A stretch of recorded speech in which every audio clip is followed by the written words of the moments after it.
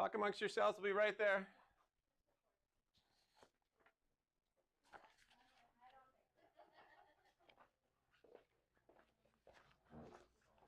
All right, you guys super excited? Yes. Okay, we've almost done it. Like, think about like who has actually done something 6 weeks in a row. Well, besides being here, getting adjusted, doing your search, right? Like, you guys did it. Like, it actually 40 days or something magical. And if you think about like where we started talking about the 5 essentials, and we've gone on this long and winding road. Does that make sense? We kind of went 5 essentials. We started talking about health, and then we started talking about our immune system. And most of us didn't even know anything about our immune system, right? And then we kind of like went off onto another tangent there. What did we cover next? After immune system? Does anybody remember? Was anybody here? Oh my gosh. So this would actually be an appropriate class. So we talked about like our detox, and we talked about our nutrition there. Right? What's that? Yeah, we're talking 5 essentials all the time, just a little different spin. So a lot of times people think about like exercise, and it's just kind of this thing that we do, right? And it's usually the forgotten essential. Because it's the one that you actually have to actively do something. So what's the beautiful thing is with, for example, I don't know, eating, you kind of have to do it every day, right? Otherwise, you're not going to be around for a long time. With actually, like, thinking, you kind of have to think. So you can consciously make your own thoughts there. The challenge with exercise, you really have to, in this world that we live in, actually go out and get it. And so I think tonight I have a whole bunch of stuff, I don't know, just in case we don't have enough to talk about. So I figured I'd bring some extra stuff just in case there. So it's been a challenge with, and I apologize to anybody that's online because it's been a challenge. We are much better in classes. And so if I was to say anything that I hate about the COVID times is that we can't have 120 people in here because there's something different about being here as opposed to being at home. There's a different energy, and I think that's what we as human beings notice as far as community. I was actually reading an interesting article, and it was talking about dating. Okay, so this is kind of weird, but when we're dating, did you know that you actually unconsciously, women smell their like a mate's immune system? And so they literally are attracted to men that have immune systems that are the opposite of their immune system. And then when and then when they're going through their cycle, like menstruating, their immune system, they're actually attracted to men of the same immune system there. So what's interesting is that I don't think any of you like thought about it on your like if somebody on their, I don't know, what is it, Tinder or something like that, but like nobody's like putting on their dating profile, what's your immune system? A mother, actually, when she's nursing, on her nipple, when the baby latches on, there's receptors on the nipple that will actually detect the saliva in the baby's mouth, and it will tell exactly what type of milk to produce. So it'll produce the right milk at the right time with the right to fight the right bugs. Think about how wondrous that is. Like, nobody even thought about that, and then we as man, we think, hey, I got formula. It's kind of the same thing, right? So I think my whole goal is for you guys to stand in awe and wonder about who we are. There's so many things, and if we had to try to micromanage our bodies and our health, I think we'd go crazy. I think literally we'd go crazy. And so just to summarize everything that we've talked about today, or actually the last 6 weeks. Number one, there's only one disease. Do you guys remember what it is? It's a sick what? Sick cell, right? It's a sick cell. And there's only 2 causes of sick cells. You remember? Toxicity and deficiency, right? And so that's it. So if you ever have a health issue, the question is that you have sick cells. Now the question is, am I toxic in something or am I deficient in something? And once we get to that simplicity, then we're not like, okay, let's wait to see if we can have a COVID test, right? And I'm not going to rant on COVID because I could take up the whole time right now. But did you guys know that in Congress right now, they're trying to pass a law that gives 11-year-olds the right to make a decision whether they can have the COVID test or not? Think about that. That doesn't make any sense. They don't even know like if they should have a Pop-Tart or an apple at that age, right? They don't even know how to pack their own lunch or many times how to get to school, but how can they make a decision about their health and well-being? And that's the world that we live in because we complicate it. The question would be, is, do you think a vaccine with preservatives and aluminum and all those things would be a toxin or like a nutrient, right? It's a toxin. So by definition, it's just going to make our cells sicker. And when we're trying to get healthy, how can we get healthy? By making ourselves sicker. And so a lot of times people will say, well, Dr. Osborne, what about healthy sugars?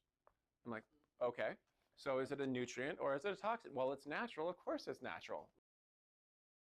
Like everything had to come from something. It didn't magically appear out of the ether, but it's not the question. Is that, pure cane sugar, that natural sugar from Hawaii, is it a nutrient or a toxin? Does it make sense? Like, does our body need it to survive? And so I think just start off a couple things that I wanted to run through with you. Today is going to be, and I'm going to kind of blow your mind, hopefully, a little bit about what we think about exercise and what the purpose of it.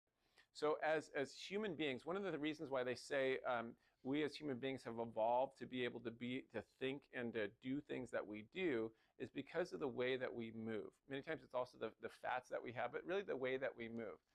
Hello, Donna. And so one of the things that's happening in middle schools, like in schools, we're taking out all of the exercise, right? Like we don't have time for exercise. We got to focus on our Common Core. We got to, let's get onto the computers and teach our kids to be able to, we want our kids to have good grades. And so what we've done is we've reduced exercise. And now like in my son's school, like when he was at Bellarmine, like they're having a hard time getting kids to go out for sports. They just don't have time in their schedule to be able to go out for sports. The wrestling team, they don't have time for wrestling. They don't have the football team, which was a powerhouse. They don't have time for football anymore because they have to study. We have to have our AP classes and so on and so forth. And so what they did, and then this was at the University of Michigan a few years ago, what they found was that the children that actually were the fittest got the best grades. Think about that. The more that the fitter children got better grades, and the more a child was overweight, the worse grades that they got. Interesting. So if that applies to kids, then think about this. Then why does that happen? So in 1998, in Nature, it's a journal, and what they found out, and this is like, 20 years ago? It's not that long ago. They found out there's a process called neurogenesis. Neuro means neuron. Genesis means, like, remember at the beginning of the Bible, Genesis, right? So it's the creation of new neurons. So it was only 20 years ago that this landmark study came out, and what they found out is our brains can actually make new neurons. Did you say 81? 1998.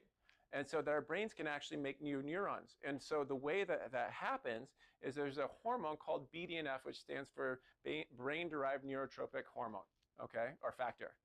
Well, guess what happens when we actually move? We create BDNF. We create the brain-derived neurotrophic factor, which actually creates new neurons on our brain. So that's why kids that actually exercise and are fit and are moving actually are smarter, because they're creating new neurons to actually be able to learn. How amazing is that? And we just figured that out 20 years ago, and guess what we've done over the last 20 years? We stopped letting them actually move. And so we can't figure out why we're having more challenges there.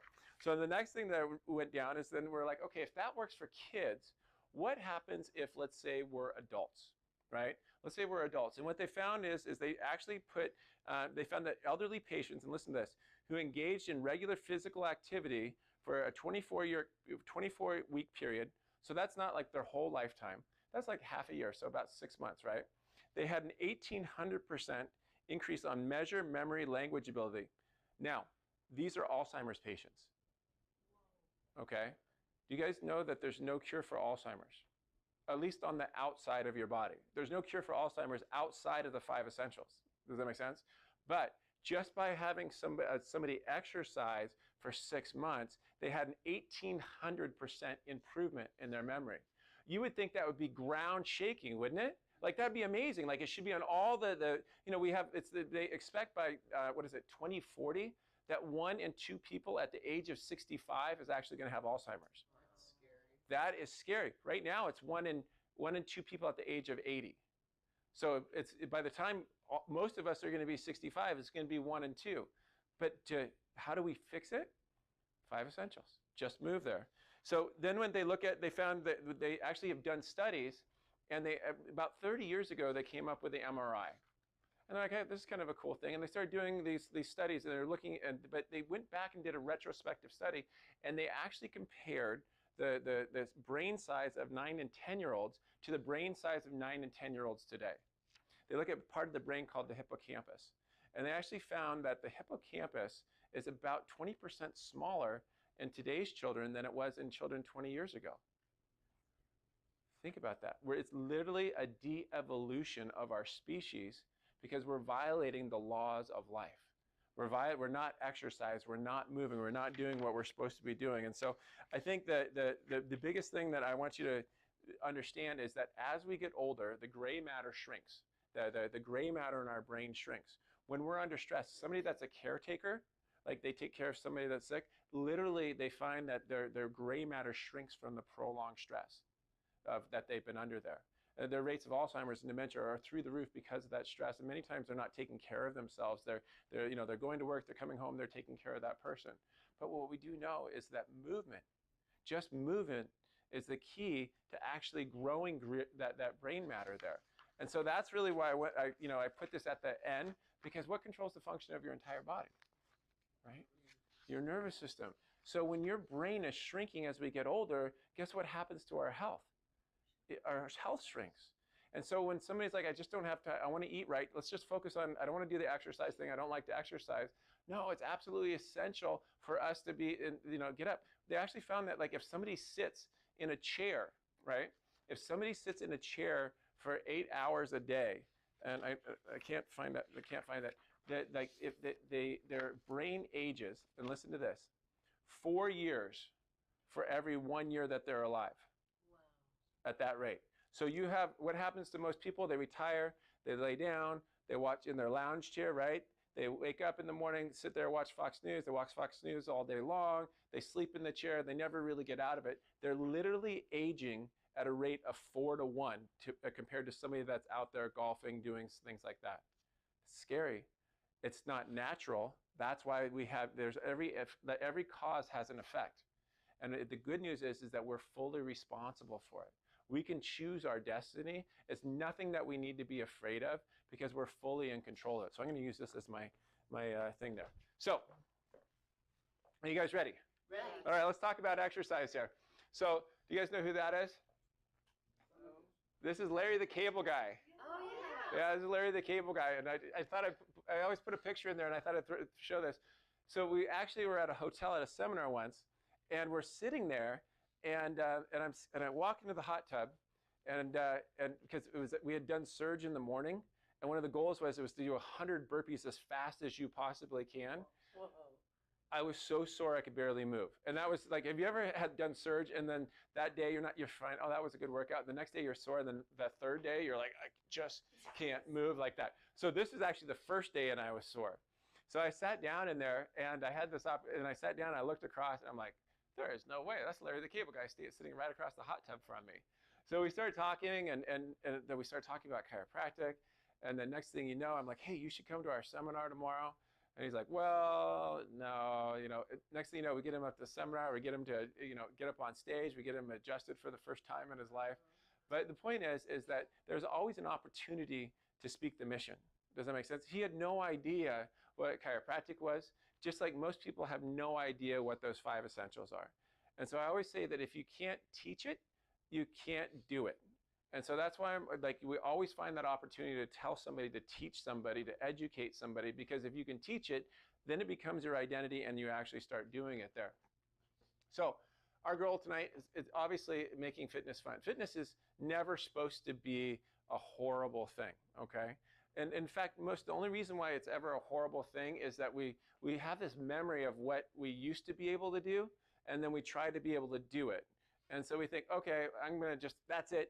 No more. I'm just going to go run, 5 miles today, and then the next day you can't move. Does it make sense? Or I'm going to go do, 1,000 squats today. The problem is fitness is supposed to be fun. It's supposed to be part of our lives. We didn't have to tell somebody, 1,000 years ago to go out and exercise. They just did it as part of survival. Like you woke up and then you had to go find your food. And so what we want to look at is find something, first of all, in regards to fitness that you're passionate about, something that you actually really like to do. You know, and so for some people, Dr. Sherry loves to swim. Like, I don't. Okay, and so like if I tried to become a swimmer, I would actually be very frustrated. If you know, some people like to ride bikes. I don't. I mean, I like to ride a bike, but I'm not going to go ride for 100 miles there. Like for me, like I don't have a lot of extra time that I want to be able to go spend. You know, we were training to run that half marathon a couple weeks ago. Well, it takes a lot of time to do that. But I think one of the things is that I love surging. I love to get in, get it done, be done with it, and move on there. And then we do other things, maybe lift a little weight, but we make it part of our family, part of the things that we do together. What I find is that the people that do fitness by themselves, it's very difficult unless you're incredibly self-disciplined. But look, do you guys enjoy doing fitness in community, right? When we do fitness together, it actually becomes fun because we become accountable to other people. So I think one of the big things is that, you know, when we start looking at the costs there, $327 billion annually, like that's just diabetes, right? Like, and I remember the other day we went through all these things. I mean, diabetes is just a blood sugar issue. But it's not, a lot of times we think I have high blood sugar, but it's not. Remember, it's a high insulin issue. Remember, insulin is a stress hormone. And what happens is if you have high blood sugar, that means that your body, based on the way that we eat, we actually bring sugar into our system and we become a sugar burner. And that's where most people are. And most exercises, remember we talked about cancer, what did cancer cells burn? Right? And we can go through that whole system. So if this is almost $1/3 of $1 trillion, think about what everything else does. And remember, all diabetes is fully preventable. Diabetes is not a condition. Diabetes is a result. It doesn't happen to somebody. You don't inherit it. It's not like in your genes. It's based on our choices that we do on a daily basis. And that's the big thing that we want to remember there. So when we start looking at like as an antidepressant, I actually like pulled up some interesting things right here for you guys. Where did I put it? There we go. Exercise is the best drug for depression. They actually, and this was in Time magazine, they basically said that, that exercise alters our brain chemistry much the exact same way that an antidepressant does, and it regulates all those neurotransmitters. Oh my gosh, you don't even have to get a prescription for it, right? There's no side effects of exercise. Do you remember everything that you ever needed was already inside of you? And if you don't have it, you're not doing the things that there's something that's interfering with that process. So the process of not moving, of course you're going to be depressed because it's a deficiency in movement there. So there's like a result for every single thing there. Okay, well maybe we're talking about depression. Well, then I brought this one up right here. They talk about the runner's high, right? So when the endorphins really can't cross what these are our opioid receptors, right? So like, Vicodin or oxycodone, those are what we call opioids. So your body, by the way, that's where they got the idea for these. Your body makes its own opioids. It's that your painkillers, your happy receptors. And what they went on and they went and said, to feel that euphoria, that you get, that runner's high, that opioids, the best way to do it is what we call high intensity exercise. Surge. Oh my gosh. You mean to tell me that somebody, like you can have like oxycodone addicts and then we could have surge addicts over here, right? That's why you feel so good. That's why you get addicted to the surge there. They call it the bliss compound. When you actually exercise there, and they actually, and I basically what they ended up saying is that exercise will boost our serotonin, which is our our antidepressant, our epinephrine, and it will inhibit the stress response within your body there. So exercise is more than just an antidepressant. Exercise is your happy pill. How cool is that? Like literally, if you're feeling down, go exercise. If you're feeling like lethargic, go exercise. If you're feeling depressed, go exercise. And try to be depressed when you're exercising. It's impossible. Does that make sense? And most of the time, people will actually figure their problems out because of the norepinephrine, which actually activates the brain to actually think at a different level there. So you can actually, if you have a problem, you can't figure it out, go for a run, do surge. Why don't you do a couple hundred squats and see what happens? You'll figure out the world's problems there. And then what I thought was really interesting, well, maybe it's just how we feel. Well, exercise actually reduces ADD, ADHD. Remember, ADD is an ADHD. It's just a hormonal thing, right? And what do we do with? We have this explosion of kids that can't sit still in school. But guess what? You're telling them to sit school for 8 hours a day, and they don't. They go home. They don't run. They don't move. They don't do anything. And basically, what they're saying is, look, exercise works better than Ritalin to actually treat ADD. Not because it's a replacement for Ritalin, but because that's what's supposed to happen is actual exercise. Kids that exercise don't get ADD. Does that make sense? Kids that exercise, that follow the 5 essentials, they don't have those issues there. I thought this was a beautiful picture. This is the brain with no exercise. This is the brain activated with exercise. Do you see the red? That's actually the brain increases in function when we're exercising there. It's not an issue of like our brain and it's the outcome. Then when they went in there, what about bipolar? Yes, exercise actually has been shown to be one of the best treatments for bipolar disorder. We live in we have a sedentary life disorder right now. No wonder why we have an explosion. No matter what you want to label it, does that make sense? Whatever psychiatric condition somebody has, I bet you it's going to come down to one of two things. What do you think it is? Toxicity or deficiency? There's either going to be toxic or deficient in something.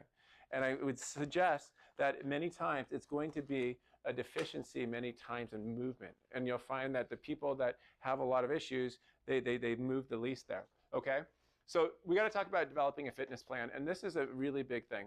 So I typically find a lot of times we think, okay, from now on I got to exercise 5 times a week, 6 times a week. And what we have to do is we're setting ourselves up for success. We're setting up with, sometimes it's just the small wins. So if you never exercise, well, just set yourself up for 1 day a week, okay? Maybe set yourself up for 2 days a week. And it doesn't have to be a huge workout. You don't have to all of a sudden do like 1,000 push-ups or so on and so forth. But one of the challenges, remember we had the 10 squat challenge, right? It was creating that consciousness. So one of the challenges was if you never exercise, maybe just do 10 squats a day. And they don't even have to be in a row.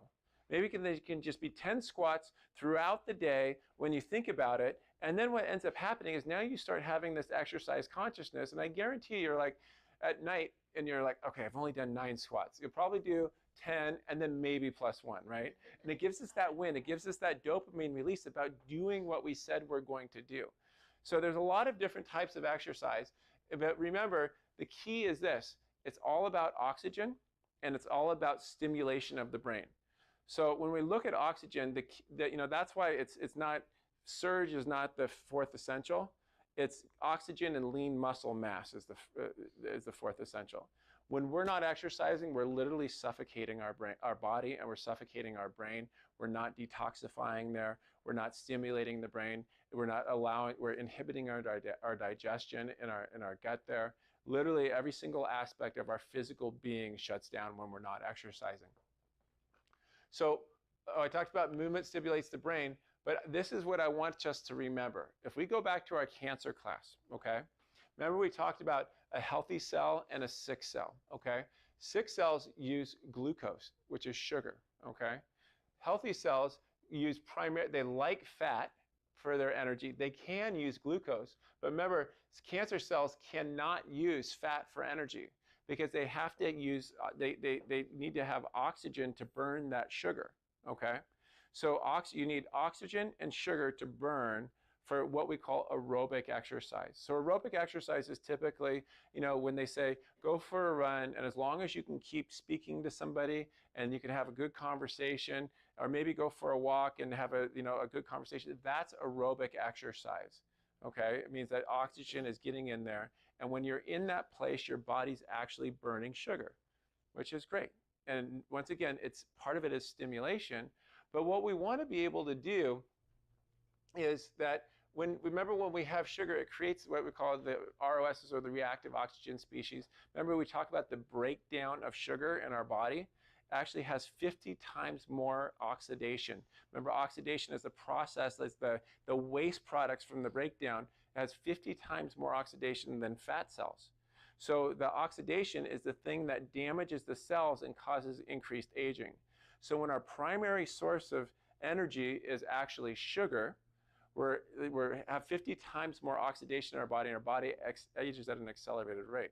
Now, the challenge is that when we're exercising and we're doing it in an aerobic capacity, we're also actually burning that sugar that's there. It's aerobic activity needs sugar to burn. But when we're doing surge, when you're exercising in a rate that's about 85 to 90% of your maximum heart rate, what ends up happening is when you can't breathe when you're exercising, what ends up happening is your body can't burn sugar because there's an oxygen deprivation. So then it has to use another source of energy, and what's that going to be? If it's not sugar, it's going to be fat. So then what happens is that now you're burning fat, and your body, remember, fat's a much cleaner, it's the Tesla of fuels, and so you're not going to age at it as much of an accelerated rate. When they look at like marathon runners and endurance runners, most of them have accelerated hardening of the arteries because of all the oxidation. Remember, the oxidation is the thing that damages the artery, that puts the calcium on the artery. It's not the cholesterol, it's the oxidation of the cholesterol. So what we have to look at is our whole goal. If we're going to have a healthy cells, we want to be able to power up the mitochondria in a way that doesn't oxidize our cells, and that's why I love surge training. That's why I love the high intensity, short duration exercise, because it doesn't damage our joints, right? You know, it's not the wear and tear of the miles while we're running. It doesn't take a lot of time. So all the excuses that we have about I don't have time, I don't have the equipment, I don't have, you know, all the things that we have. If you have a chair, you can just practice sitting and squatting into that chair there. So that's why we choose surge training all the time. Also think about this. It's an anti-cancer, right? Like exercise, because you're not using oxygen, like you're not using sugar as your primary source. The problem is that if you ever exercised, like just gone for a run, and the next thing you're just like starving, right? It's because you lowered all of your blood sugar, and now your body's in hypoglycemia, and then you just have to go and eat. And that's why a lot of times you'll see people that are runners, they're not burning fat, right? But at the same time, they eat after they exercise. Or somebody goes to the gym, they're talking with their friend in the gym, they're checking their iPhone, listening to their music. They burn all the sugar because it's not an aerobic capacity, and that's why they're hungry after they eat there. So the other thing is that the good news is that when we have low oxygen, tumor cells can't function in that. So the tumor cells exposed to low oxygen conditions have an advantage when it comes to invading and surviving in the bloodstream. So what we think about is that, watch this, there's a temporary thing. So when we're not exercising, we're not getting oxygen into our body. The tumor cells, remember that we talked about cancer cells, they hate having oxygen. They survive in a no oxygen environment. So when we're just sitting there in our chair for 8 hours a day, watching the world go by, watching our brain shrink, we're also building cancer cells in our body as we're doing that. The good news is that just surging for a few minutes in that oxygen deprivation, it's not going to cause cancer cells, but they're also getting oxygen into your body. But what we want to do is there's a whole way more benefits than the disadvantages there. So that's why short duration, high intensity. So it's based on what we call Tabata. So Tabata is, it's a 4-minute exercise routine. So you would exercise for 20 seconds, take a 10-second break. Exercise for 20 seconds, take a 10-second break. And so literally you're going to do, think about this. So if you exercise for 20 seconds, it's literally like 16 minutes, I think. But it's 4 minutes of exercise. Or no, it's 12 minutes. It's about 4 minutes of exercise. So what we want to look at is, so when we do surge, you can change we talk about T3. So you can change the tempo, like the speed at which you do an exercise. You can change the time at which you do the exercise. And you can actually, you can change the time, tempo, and, oh wow, now I forgot that. I probably should find a place to be able to get my brain going there, right? Time, tempo, and one other thing. We'll figure it out in a second. But the point is that you can start having fun with it. So a lot of times we'll find that when we have a longer time, like if you're having to run in place, it's really hard to run in place for 45 seconds, okay? Like going all out. When I'm talking about surge, like high intensity, you're giving everything that you have for that whole period of time. So if you can get to the end of that 45 seconds and you literally feel like you can keep going, you didn't push yourself, okay? So that's why I really like the 20-second intervals, because you can do anything for 20 seconds, okay? You can literally push yourself for 20 seconds and then you can rest. And so typically a Tabata interval will be 20 seconds on, 10 seconds off, 20 seconds on, 10 seconds off. I find that initially we can actually do that 20 seconds on and then take a longer rest period in between. So you can do a 20-second on, 20-second off. That's traditionally what we teach with surge: 20 seconds on, 20 seconds off, 20 seconds on, 20 seconds off, 20 seconds on, and then a minute rest. That's our beginning surge. As you get better, you can just start cutting down the rest time, and that'll give you like a higher intensity and what they call like a EPOC, post-oxygen energy consumption there. So the key for you is you need to find, Dr. Doss gives exercises every single day. Literally, all you have to do is go on Facebook. The exercises are right there. You can also go on to, like, and we'll talk about this in a second, you can go on to, the Max T3, and then you can have somebody that will lead it through there. But the key is this, is that the length of time determines the type of muscle also that you're exercising. So you're going to be the fast twitch muscles, the stabilizers, those are the ones that you're doing the 20-second surges. When you're doing a longer surge, it's going to be more strength muscles. So one's going to be more of a fitness, one's going to be more of a strength type muscle there. So this is what the EPOC looks like. And you've seen this slide before, but what we call the afterburn effect. So because you've changed, your surge raises something called growth hormone, and growth hormone is your fat-burning anti-aging hormone. Typically, after we exercise for about an hour, we actually are burning fat. I mean, we're burning calories there. But what we typically find is with the EPOC, it looks like this when we do our surge. It can actually last for an extra 24 to 36 hours after you surge. So literally, you go run for an hour, and then for an hour, you'll still be burning calories. When you surge, you could actually be burning calories for the next day to a day and a half. And that's why the biggest changes that I've seen in the office, the transformation in health and well-being, are the people that actually surge on a daily basis, okay? That's the thing that quickly changes somebody from being a sugar burner to a fat burner. The one thing that'll shut this down is after you surge and you go out and you eat a whole bunch of sugar, okay? Or you decide to go eat a whole bunch of, go stop by Starbucks and get like a snack there.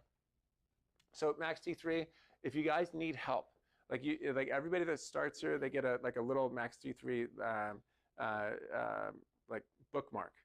If you're old school, when you started, you actually got a DVD back when people used to have DVDs. But on the back of the DVD case, right at the bottom, is a code and the website. So you can log into the code and the website. You can watch it from your phone anytime you want. If you need help with it, let us know. We'll make sure that you get into it, okay? But here's the thing. It comes down to, right, we're Buffalo strong in here. We're Buffalo strong, and I think at a time like this, I was telling my team, we thought this whole world was crazy for the last 9 months. We ain't seen nothing yet, okay? Like we ain't seen nothing yet. Like if you get caught up right now, are we going to go into lockdown? Are we not going to go into lockdown? Who's the president? Who's not the president? What's right? What's wrong? Who's lying? Who's not? If we get caught up in that stuff, look, we're going to go nuts. Like most people are already going nuts outside of this office. That's why I always say that families that are in our office are healthier than the families that aren't in our office, because they get caught up in this world right here. And so we got to stay Buffalo strong. We got to go to it so we can get through it there. So the biggest thing that if you're having challenges, look, just go to it. You got to tell us, right? Let us help you so that we can get through it. Don't be afraid of offending us or taking up time. We got to get to it so we can get through it so that we can move beyond it. And that's what Buffalo Strong is. It's not avoiding things. It's just heading them in headstrong there. Now, the other thing is that when you're exercising, we got to be Buffalo Strong when we're exercising, okay? So remember, Monday nights, Wednesday nights, we have surge. Our Women of Wonder with their Make America Healthy Again shirts. I love it. You guys make me happy. I'm going to get a picture there. But they're out there. Most of the time, Dr. Doss is out there. The resources are there.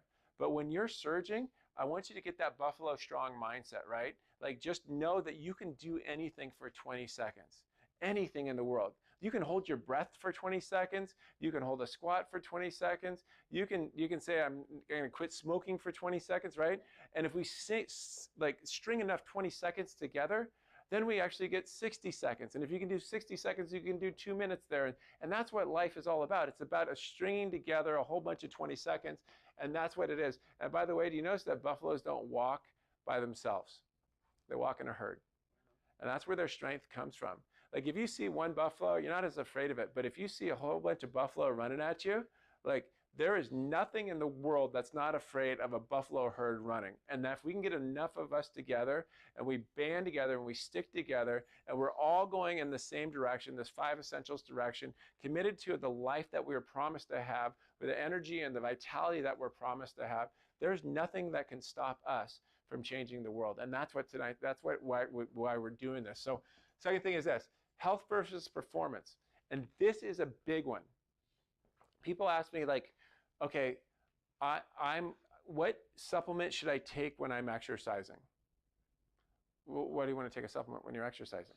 Well, I want to get ripped abs, right? Or I have a lot of athletes, like parents all the time. They're like, why don't what do my kids need to take, so that they can perform better?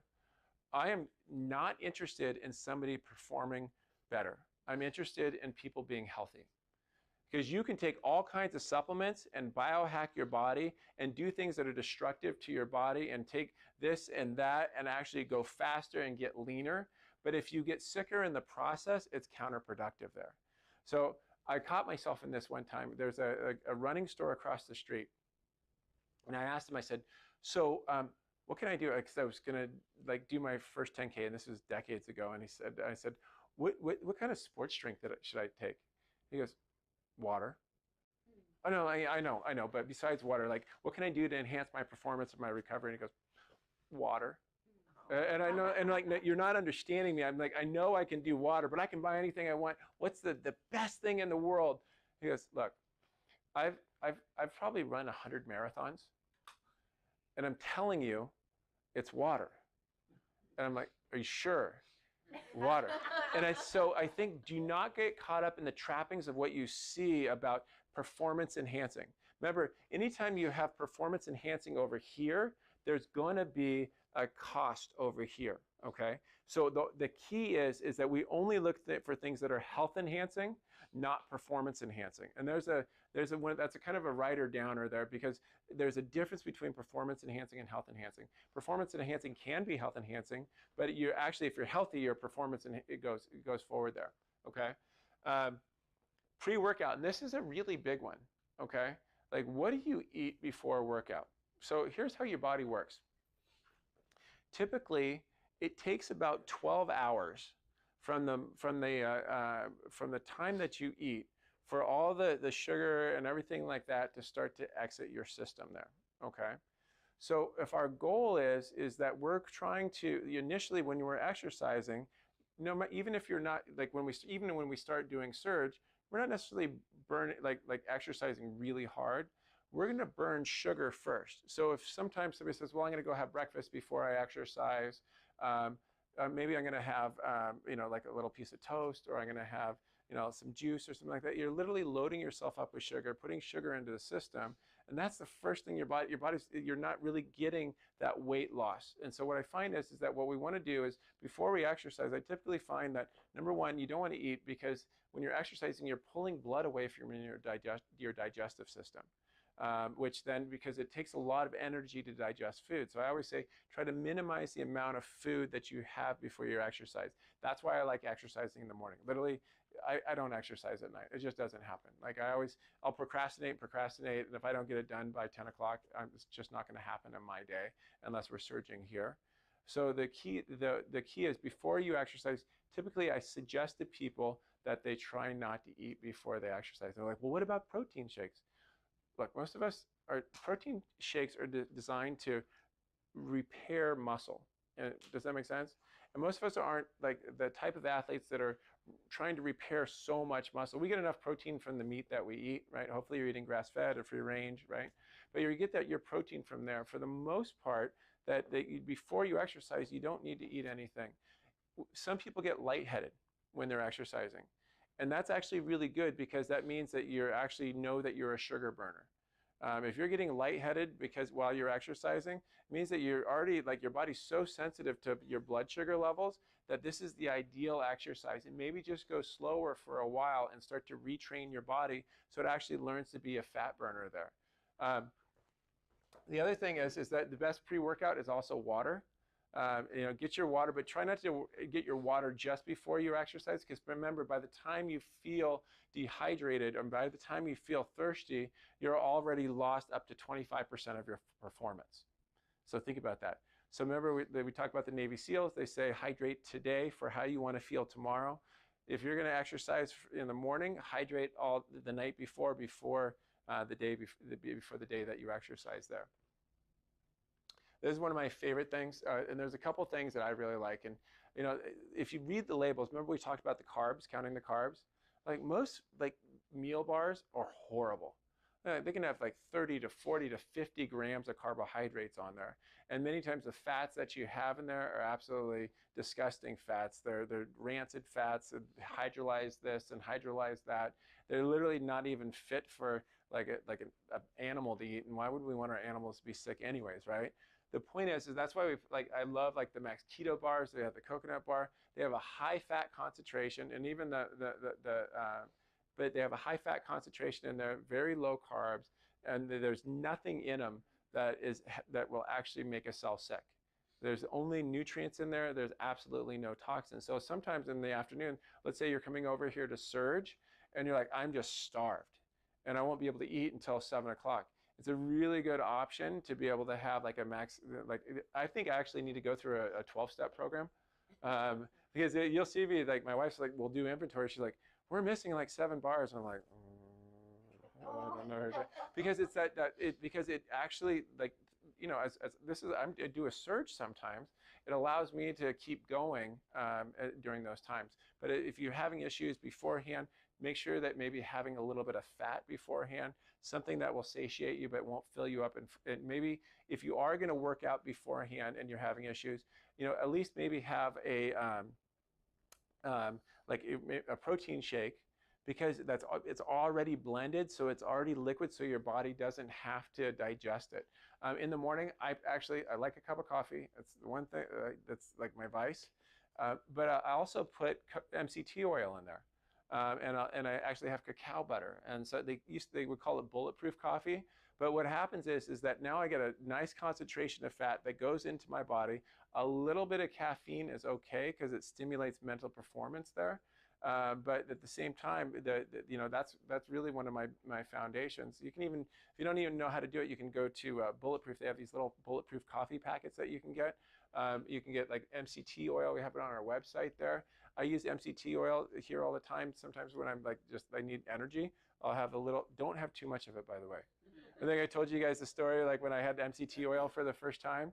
And so I'm I'm all into everything that I do. Does that make sense? If I'm gonna take vitamin D, it's gonna be all the time, as much as I can safely take there to get the maximum event. So when MCT oil first came out, came in the bottle, and it said, take a teaspoon. I'm like, well, I can do anything. So I literally filled about a Dixie cup about that much up.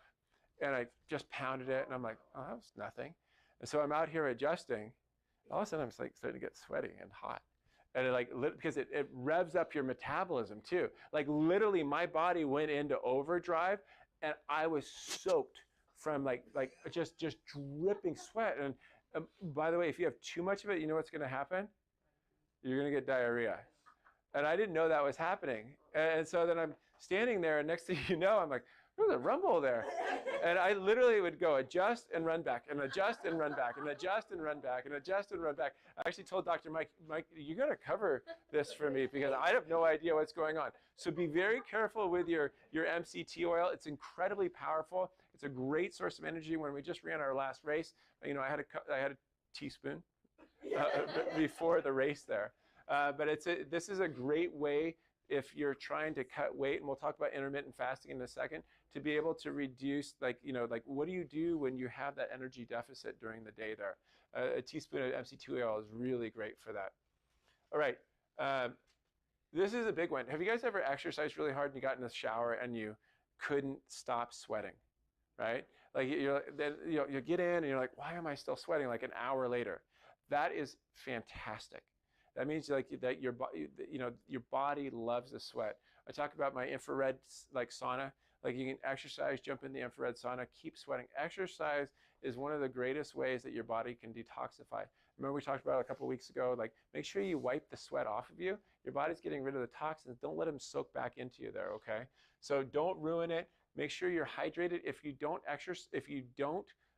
sweat when you're exercising, it probably means that either you're exercising not hard enough or you're actually dehydrated. And that's what usually happens with most people that are dehydrated there.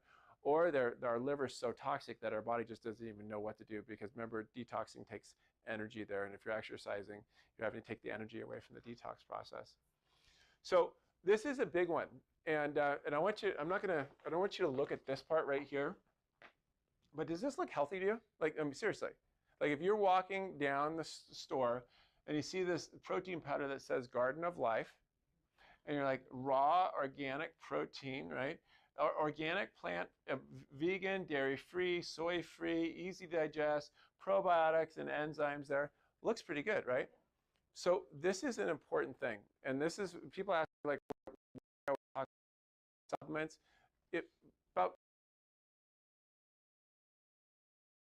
I would just tell people to go do that. I never carried supplements in the office. But as I started realizing and learning with the garbage that was out there, I realized, like, so you look at this. So if you go to the Clean Label Project, what do they get for purity? A fat F, right? You got a good deal on it on the store, but they got a fat F in there. Their purity was rated 22 out of 100 there. Heavy metals were high. The pesticides in it were high. The plasticizers in it are high. And they gave it a B for nutrition. So I want you to know that always, just like we know our meats, we always have to know our source of our thing. So like when we start looking at like the whey protein, there's different types of proteins for different types of people. People always ask me, well, which protein should I choose? Protein, like these ones, remember, I don't know if I've ever told the story. So these ones come from, obviously, the whey comes from cows. And so it comes from cows, and they literally detox the cows. And it's made by a company that, like, the lab is called Designs for Health. And it literally is, like, it's a pharmaceutical grade process. So they take these cows that have been detoxed, living on their grass-fed cows. So you know the source, we know the herd, right? And so then it goes through a lab process to make the whey. So you know it's like where the source is there. That's why I love like what we do, because we literally as a board, we sit down, and like on the committee that I'm on, we sit down and say, okay, where's the source? What are we making? So I know what my family gets. I know what the people in here get.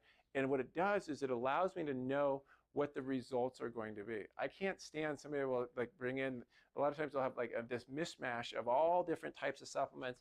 In fact, I was talking to my brother-in-law last night, and he was having like literally coughing up blood and like having to take all these anti-acid things for his stomach. And I'm like, so what are you doing? He goes, I'm doing everything. I'm totally gluten-free. I do this, I do that. And he goes, and I take my supplements, and I'm like, well, where do you get them? And he goes, well, I got mine at Walmart. I'm like, don't ever buy your supplements where you buy your tires, right? Like if you're going to put it into your body, it has to be a nutrient, not a toxin. And the problem is that, and I've told this story before, where when we went in to develop it at Designs for Health, they're like, you can have this box or you can have this box. This one down here is going to be this price. This one up here is going to be this price. They're all vitamin D3, and so that's why when you go to Costco, you get a big jar of vitamin D3 like that. But it's a quality that your body can't absorb. And so the whey protein is really great for detox. It's great. It's a very simple thing for athletes there. The challenge is a lot of people maybe like get bloated when they take whey. Their body just doesn't process it right. A lot of people are lactose intolerant. So if somebody's lactose intolerant, a great option is like the Pure Path protein, which is a bone broth protein. I find that the bone broth protein is good, especially with joints. because it has all the things that we need to help repair the joints, or especially if somebody has a sensitive gut, maybe the whey protein doesn't work as well, but the bone broth protein helps repair the gut also. Both of them, the reason why I like protein, yeah, I want you to eat meat first, right? But protein's a very good way in the morning to be able to, or like to be able to get some of your energy. And it's a very simple thing. And I like it because the protein shakes, because what they do is they allow your digestive system to actually take a break. And what we find is that when your digestive system takes a break, it can actually heal. The bacteria grow, it literally starts to regenerate itself. You know, we've been lied to for so long, right? We've been told you must eat every 2 hours if you want to lose weight. How did that work for us? You just take a walk down the street, right? I must have my 5 meals a day. Really? Well, like walk down the street and look at all the, there's no research that's ever been done to actually substantiate 5 meals a day will actually help you lose weight. It was somebody just literally made it up. There was a whole article on that, how that it was all completely made up. They just basically said that it was an opinion, not a fact, and then somebody started referencing his opinion, put that reference into a journal, and then everybody started quoting that journal as the source of eat 5 meals a day. In fact, you know, our ancestors, many of them would only eat 1 meal a day, right? If they got 1 meal a day, they were pretty lucky, and guess what? It worked for them because you're still here, right? If it didn't work for them, none of us would be here. So the other thing that I really like is like when I make my greens, and if you've ever done the step 1 process, or the toxicity deficiency process, where you literally have protein shakes every day mixed in with Max Greens, because there's really good carbohydrates and the probiotics there. And then that's what we do to reset our blood sugar and to get our gut a chance to heal. That's why I always mix in like a Max Greens or a Green Vibrance in there to be able to do that. We do and then the third thing, also plant protein. Some people just, you know, don't do well with any, or whether it's, you know, they're vegans or vegetarians, or, you know, they just don't like any animal products, that their body doesn't do well with it. And then that's why we have the plant protein. The point is always know your source. And, you know, you can actually go onto the Clean Label Project, and it's a great resource for you to check the labels of some of the protein powders there. In fact, like 70, I forget it was they did a thing on Walmart, like of their supplements. It was like 90% of the supplements in not Walmart, Walgreens, were actually didn't even have in them what they said that they had in them. And of the things of the supplements that were there, the bioactive ingredients were actually not like usable by human beings. They were just made in the lab that qualified it. There's foods by God and foods by man. The closer it is to a source of energy that your body can use, the better you can use it. Okay, sorry for my rant there. Max Keto. All right, so here's the thing. Our goal is this, okay? You guys will get the videos. You can share them, okay? I just ask you, it's not my information. Like, if we can impact somebody, great. This is about us creating a movement there. Feel completely free to share the videos. In fact, if you want, like when she gets the webpage, if there's a family member that lives in Boston, send it to them, okay? Like they can actually watch it, or at least what actually got recorded. But you just make sure we get this information out there. You know, if you see something out there, tag a friend, like comment on it for them. But more important, this is like, you know, all of you paid $40, okay? Like if you're here, and I know who is here, and I know who is online, you get it back if you want, or you can have it as a credit to supplements, but you've already paid for it because you already get like 20% discount during this time, and we'll extend it through the end of the week for any of you, like since you were here.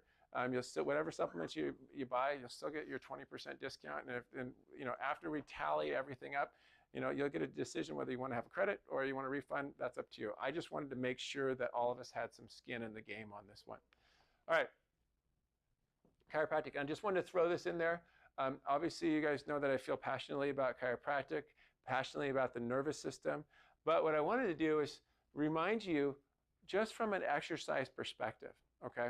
So from your front, your spine's going to be straight. We need to have those 3 nice smooth curves. So this guy had, I pulled this picture off the web, almost a perfect curve, okay? Like literally an amazing curve, like squat, perfect posture for squatting. But watch this. What if his spine looks like that on the inside? And he's just doing a little bit of a twist every single time he comes down. That's why, like, I had a mom, like a dad whose son plays football. He's a freshman in high school, and he brought him in because he wanted performance. Does that make sense? And so he said, well, there's not a lot of pain or anything like that. And I said, well, the only way that you know if you have a subluxation is we take an X-ray. And the mom's like, well, I don't know if we really need X-rays. I said, look, do you know what his spine looks like? She said, no. And I said, neither do I. Let's take an X-ray. And so we took an X-ray. He had a complete reversal of his low back curve at 14 years old. He had a complete reversal of his neck.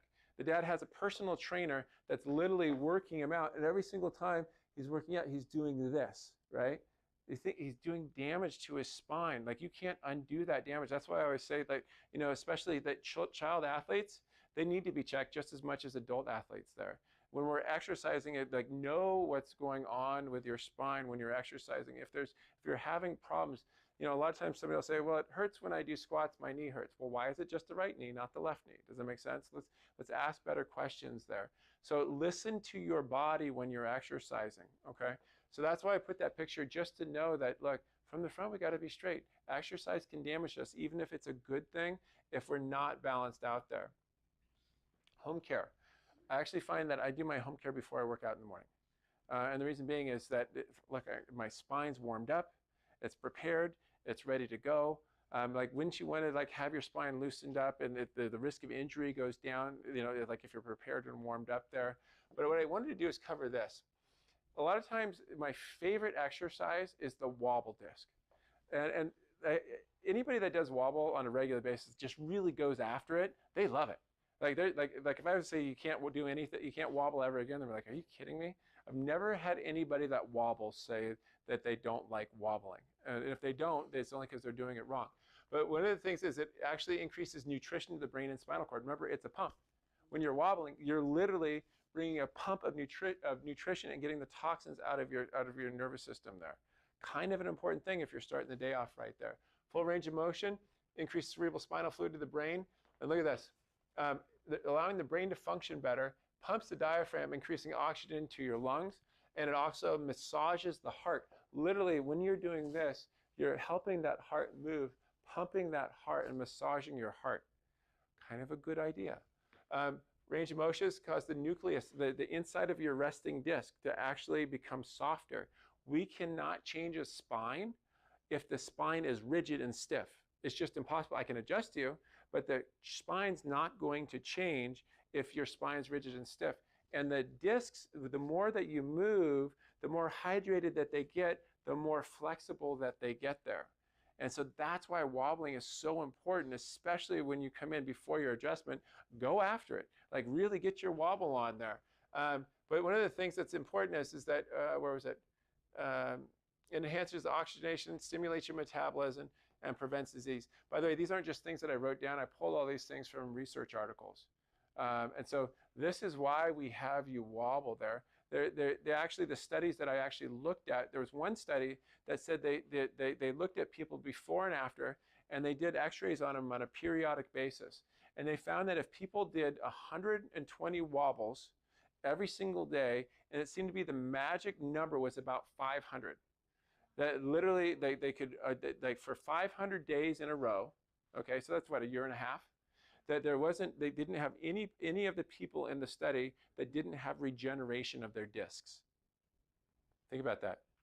They literally, their discs in the study actually regenerate. The degenerative disc disease actually regenerated. Literally, you regenerated your discs not by doing something, but doing what your spine was supposed to have in the first place. You just gave it its purity. You just gave it its sufficiency there. So if you want to regenerate your disc, remember, the thicker your discs are, the less pressure there are on the nerves are. And so you kill two birds with one stone. You get your brain working, so your body functions better, and you remove interference to your body, so your body functions better and you're healthier. And so it's a longevity type exercise there. By the way, by the time you're 12 years old, you don't have a blood supply to your discs. Okay, blood supply ends. That's the only way that you actually get like nutrition to your disc is through motion. And that's why 1 out of 10 9-year-olds already has arthritis in their spine now, because they're just not moving. The discs are degenerating in 1 out of 9 10-year-olds. Okay? So family, look, like, you guys, she'll have this on there. There'll be a coupon on there. We have a patient appreciation week coming up there, but there'll be a coupon on there that you guys can, on the webpage, that you guys can, forward to anybody during this time. Look, the whole key for me is about, it's not about new patients, it's about new people that are learning the truth like you guys are. Because I know this is that if they're not learning truth, they're stuck where they are, and they're listening to something that they think is true. And as long as they keep listening to that, they end up where everybody else. So anytime a new patient comes in, there's two things. Number one, I'm not my boss. I got a bigger boss, and that's who I work for. Okay, that's number one. Number two, I know that every single person that comes in here, he's entrusted to us to be able to take care of and tell the truth, that love, life, health, and healing come from the inside and not the outside there. That there's only one cause of disease. He didn't create disease. That there's one cause of disease, and that's a sick cell, and it's toxicity and deficiency. And he didn't create toxicity, and he didn't create deficiency there. And so what I want you to remember is that you are fearfully and wonderfully made. There was no mistakes that were ever made here.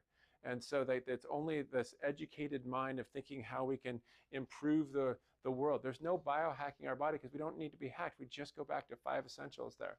So let's talk nutrition really quick. Advanced versus core plan.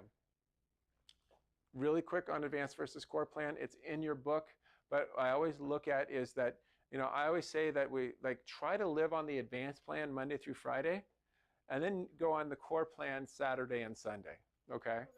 And that gives you a lot of flexibility, because somebody's like, what?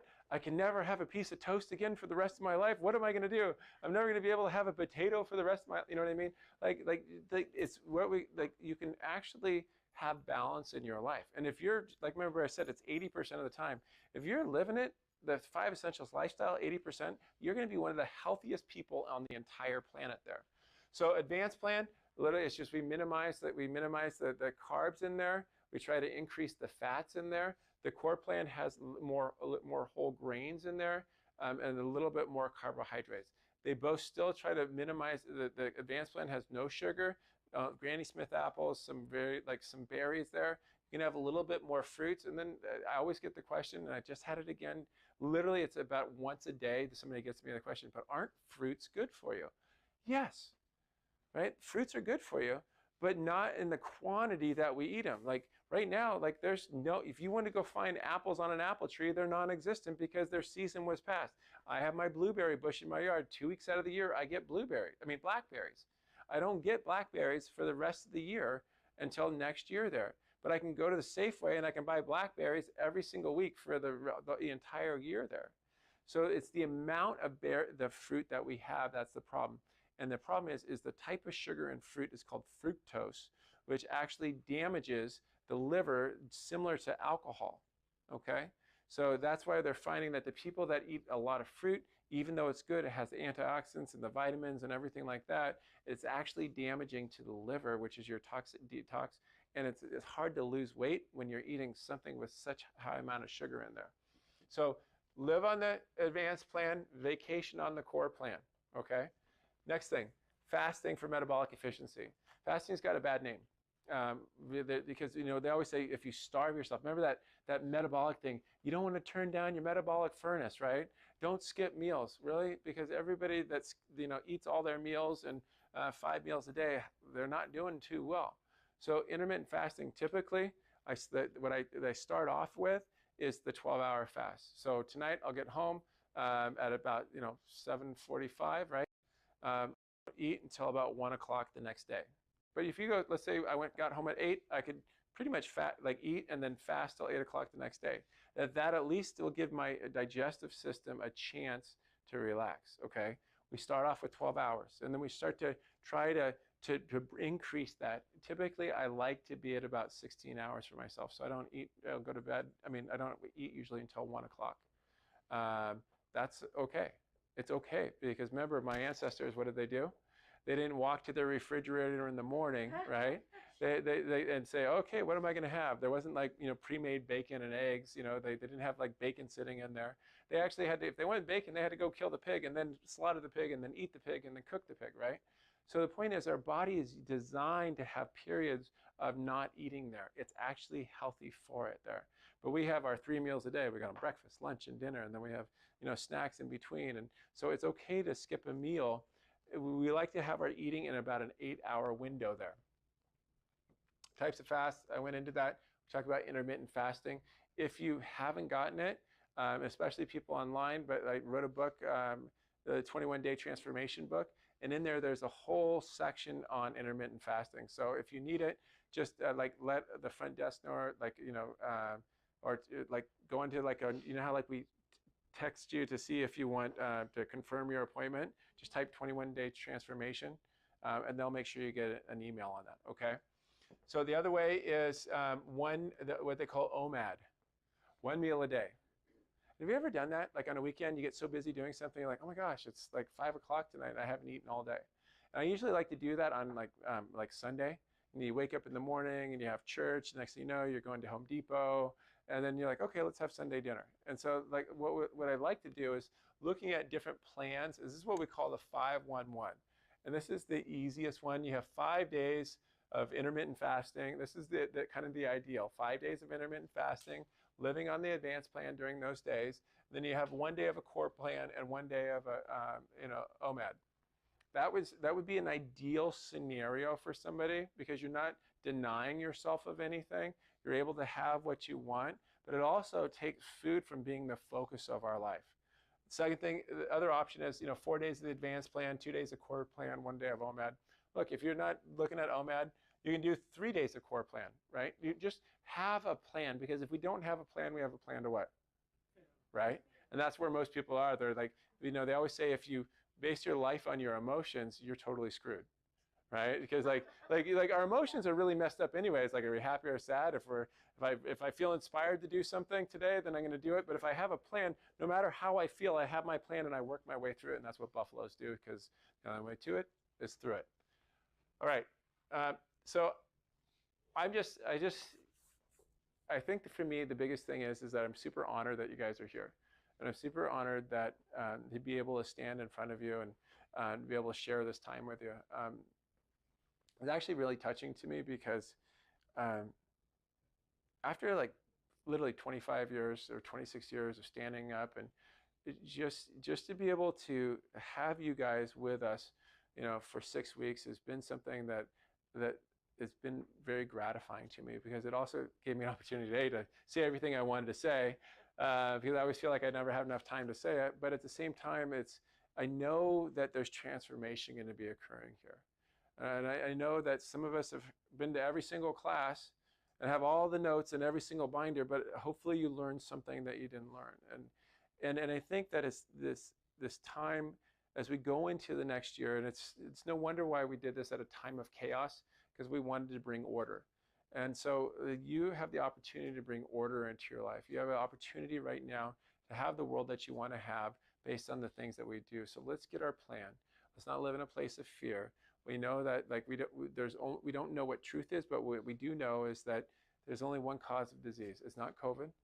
It's not, it's not anything else but a sick cell. And it's only two causes. It's going to be deficiency or toxicity. And there's only going to be really 5 solutions to be able to address that. And it's either going to be having more toxic mind or a less toxic mind. It's either going to be more interference to the nervous system or less interference. It's either going to be, more foods by man or more foods by God. It's either going to be more sitting on the couch or more moving your butt, right? It's either going to be less toxins or it's going to be more medications. Like, it's just as simple as that.